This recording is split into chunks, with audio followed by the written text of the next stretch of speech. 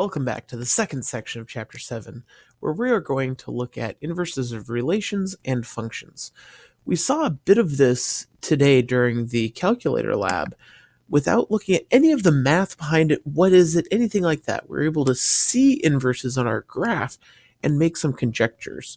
Hopefully during this activity or during this lesson, you will have your conjectures verified. If not, hopefully you'll learn something in what the conjecture should have been. So, first we have our learning targets. First one, I can recognize and graph inverses of relations and functions. So that's both graph them and be able to recognize them probably from the graph. That's what we were looking at yesterday, or earlier today. And I can find inverses of functions. This is something that we didn't do during the calculator lab. The calculator was able to graph it for us without ever us having to find it, but finding them will be very important. So, first let's look at inverses of relations. Remember, a relation is just a collection of ordered pairs, x and y. X goes to this y, x goes to y, x goes to y. We don't need to worry about an equation here. That will be taken care of with functions.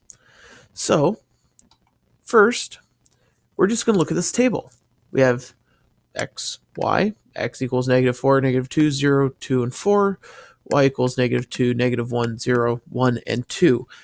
In this case, you can probably see a pretty clear linear relationship here. That's fine. We don't care that it's a linear relationship. We're just looking at the points right now. So, to find the inverse of this relation, we only need to do a little thing. An inverse literally switches the input and the output. In a relation, the input is x, the output is y. So in order to find the inverse, we just need to switch x and y. So we can do that. Now all of a sudden, this -2, -1, 0, 1, and 2 is our x column, and y will equal -4, -2, 0, 2, and 4. All that happened is we changed how the rows are labeled, and we have our inverse. Sometimes it's easier, especially when you're starting, to actually rewrite them because you're used to x then y. But if you're paying attention, we're going to be graphing. To graph the inverse, it'll just be -2, -4, -1, -2. Again, if you really want to write the table again because that's going to help you, go for it. So let's graph. Let's start by graphing the original relation. That would be x on top, y on bottom. So we have the point -4, -2, -2, -1, 0, 0, 2, 1, and 4, 2. So we can get those points in our graph. And then technically in the relation, these are the only 5 points that we know. Graphing the inverse, so we can see the shape, let's connect the dots. The connecting isn't actually part of the relation, but again, it'll help us to see the shape and the relationship between the relation and its inverse. So we have this, it's a straight line, kind of like we thought. Now, graph the inverse. Here we have x on bottom, y on top. So we have the point -2, -4, -1, -2, 0, 0, 1, 2, and 2, 4. So we can graph those points and connect those with a straight line. And this should look kind of like what your graphs earlier today looked like on your calculator, at least as far as the relationship goes. One of your conjectures is, what is the relationship? And not only that, but it had you put another line. It had you put the line y equals x on there. So let's add the line y equals x. Just put it as a dotted line because it's not actually part of what we're doing. Looking at this, the relationship between the relation and its inverse is it's a reflection across this line y equals x. That is how you can tell if it's an inverse by looking at the graph. Is it a reflection across the line y equals x? Here it is. They just go like that. That's really all there is to graphing these. You graph the points, you flip the x and y, graph the points again, and you're done. The other question that these will ask is to look at the domain and range. So the domain is what can x equal, the range is what can y equal. If we start out with the original relation, x was on top. It could equal -4, -2, 0, 2, and 4. So the domain is -2, 4, -2, 0, 2, and 4. The range is what could y equal. In the original relation, it was what was on bottom. And so the range is -2, -1, 0, 1, and 2. Looking at the inverse, it switches the domain and range. The x and y switch, so the domain and range switch. So here, the domain was -4, -2, 0, 2, and 4. That will be the range of the inverse, because that's now what y can equal. And the range will become the domain of the inverse, because that is now what x can equal. When dealing with functions, which won't be today so much, it'll be more later on. I think we'll come back to this topic a bit in chapter 9, looking more at polynomials. And a lot of times it's easier to find the domain of something. So you find the domain of the relation, the domain of the inverse, and that gives you the ranges of each of the other ones. So that switch can be very, very helpful. So looking at this, we found the inverse by switching the x and y. We graphed both of them, found the domain and range, and that's all we did with relations. So why don't you try one? Let's look at x, y. X is -1, 2, 3, 5. Y is 1, 3, 5, and 5. Find the inverse relation, graph both of them, look for that symmetry, and find the domain and range of both of them. This should really only take a minute or so. So go ahead and pause this and come back when you're ready. Easy? Hopefully. Well, let's take a look. First of all, find the inverse. Just switch x and y. That's all that happens. Hey, look, there's our inverse. Yay. Now graph it. So graph the original one. This would be x on top, y on bottom. So we have -1, 1, 2, 3, 3, 5, and 5, 5. So we can graph those, and then we can connect the dots. Notice this one doesn't have a nice linear relationship, but that's okay. Connect the dots. Then graph the inverse. So here we're going to have 1, -1, 3, 2, 5, 3, and 5, 5. So we can put the dots there, connect them so we can see the shape a little bit better. Does this look like it's going to have a reflection across line y equals x? It sure does. It's a nice reflection. And sometimes this is easier to see than the linear ones because, well, lines are boring. This one's a little bit more exciting. You can see that reflection better. Domain and range. First, the relation. Domain would be the top row. Range would be the bottom row. And notice it has 5 twice. We only need to write it once. Range is what could y equal. Y could equal 1, 3, or 5. And then same thing when it's going to be the domain for the inverse.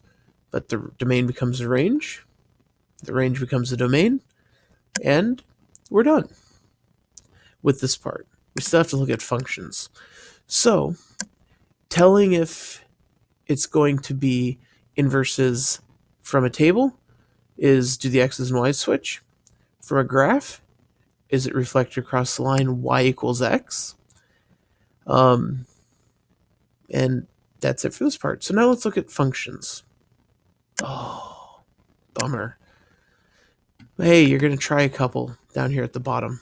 That's okay. These are actually pretty easy. Before we look to see how to find inverses of functions, let's look at some notation. So, the inverse of a function f of x is going to be written as f to the negative 1 of x. That negative 1 exponent means inverse. When we're looking at numbers, 2 to the negative 1 is 1/2. That's the multiplicative inverse of 2. We have an x to the negative 1 button on our calculators that puts the negative 1 in the exponent. Hey, it gives us the reciprocal. When we were dealing with matrices, matrix A to the negative 1 gave us the inverse of matrix A. We already saw inverses back then. We found them a bit differently with matrices. It's way easier with functions, especially the ones you're going to be working with today, because you're pretty much going to be working with lines today. So let's see how we can do this. Start out with f of x equals 0.825x. The first step in finding an inverse, when it looks like this, f of x equals, we'll look at one where it's not f of x and x later, but when it's f of x equals something, first step, change the f of x to y. It means the same thing, and the y is going to be easier to do with the next step. Ends up being less confusing, because the next step, we're going to find the inverse. Remember back with the table, we found the inverse by switching the x and the y? That's exactly what we're going to do here. We're just going to switch the x and the y. All the y's become x's. All the x's become y's. So we have x equals 0.825y. Well, we don't like our functions to look like x equals. We like them to look like y equals. So now that we've flipped the x and y, we just need to solve for y. Well, right now we have 0.825 times y. We need to divide by 0.825. So y equals x divided by 0.825. And then finally, change it back into function notation. It started in function notation, it needs to end in function notation. But now we don't have f of x anymore. We have the inverse of f of x. We have f to the negative 1 of x equals x over 0.825. Let's look at another one. And some of the issues people come up with is they try to do shortcuts. They see, oh, it's just times 0.825, so we're just going to make it divided by 0.825. That'll work in a really easy problem, but here, people make mistakes.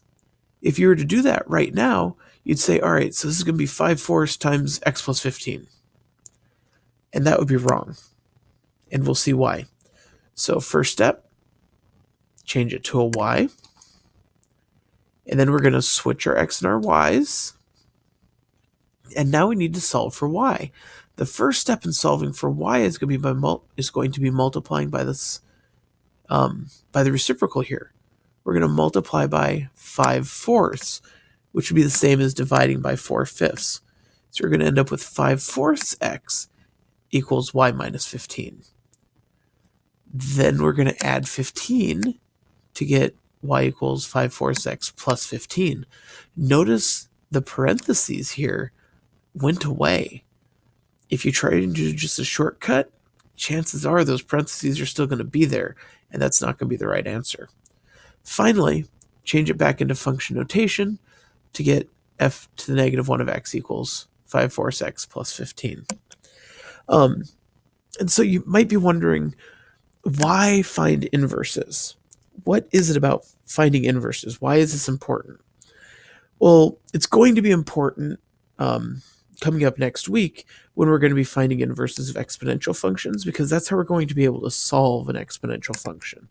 But even before that, an inverse switches the input and output values, and so it allows us to simplify things. Instead of having to do all the steps over and over and over again, we can do them once and then plug stuff in.